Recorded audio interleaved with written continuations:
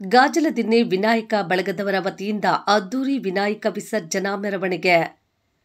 ಕೋಲಾರ ನಗರದ ಗಾಜಲದಿನ್ನೆಯಲ್ಲಿ ಗಣೇಶೋತ್ಸವದ ಪ್ರಯುಕ್ತ ಗಾಜಲದಿನ್ನೆ ವಿನಾಯಕ ಬಳಗದವರ ವತಿಯಿಂದ ವಿವಿಧ ರೀತಿಯ ಸ್ಪರ್ಧೆಗಳನ್ನು ಏರ್ಪಡಿಸಲಾಗಿತ್ತು. ವಿಜೇತರಿಗೆ 7 ಕೆಜಿ ಪ್ರೆಸ್ಟೀಜ್ ಕುಕ್ಕರ್ಗಳನ್ನು ವಿನಾಯಕ ಬಳಗದ ವತಿಯಿಂದ ಬಹುಮಾನವಾಗಿ ನೀಡಲಾಯಿತು. ಶನಿವಾರದಂದು ಸಕಲ ಪೂಜಾ ಕೈಂಕರ್ಯಗಳೊಂದಿಗೆ ವಿನಾಯಕ ಬಳಗದವರ ವತಿಯಿಂದ ಅದ್ದೂರಿ ವಿನಾಯಕ ವಿಸರ್ಜನಾ ಮೆರವಣಿಗೆಗೆ ಚಾಲನೆ ನೀಡಲಾಯಿತು. ಗಾಜಲದಿನ್ನೆಯ ಪ್ರಮುಖ ರಸ್ತೆಗಳಲ್ಲಿ ಮೆರವಣಿಗೆ ಹೊರಟು ನಂತರ ನಗರಸಭೆಯ ವತಿಯಿಂದ ನಿರ್ಮಿತವಾಗಿರುವ ಗುಂಡಿಯಲ್ಲಿ ವಿನಾಯಕನನ್ನ ವಿಸರ್ಜಿಸಲಾಯಿತು. ಈ ಸಂದರ್ಭದಲ್ಲಿ ಮುಖಂಡರಾದ ಆರ್ ರಮೇಶ್, ಗಾಜಲದಿನ್ನೆಯ ವಿನಾಯಕ ಬಳಗದ ಸೀತಾರಾಮ್, ಬತ್ತೇಶ್, ಡೇರಾ ಹೌಸ್ ರಮೇಶ್, ಪ್ರಜ್ವಲ್, ಗಗನ್, ಮನೋಜ್, ದುರ್ಗಾ, ಭರತ್, ಹರ್ಷಿತ್, ಸೀತಾರಾಮ್, ಶ್ರೀನಿವಾಸ್, ಸುದರ್ಶನ್, ಹೃತಿಕ್, ಗೌತಮ್, ನಾಗೇಶ್, ಶಂಕರ್, ರಾಮಮೂರ್ತಿ, ಅಭಿಲಾಷ್, ಸಂತೋಷ್, ವಿನಯ್ ಮುಂತಾದವರಿದ್ದರು.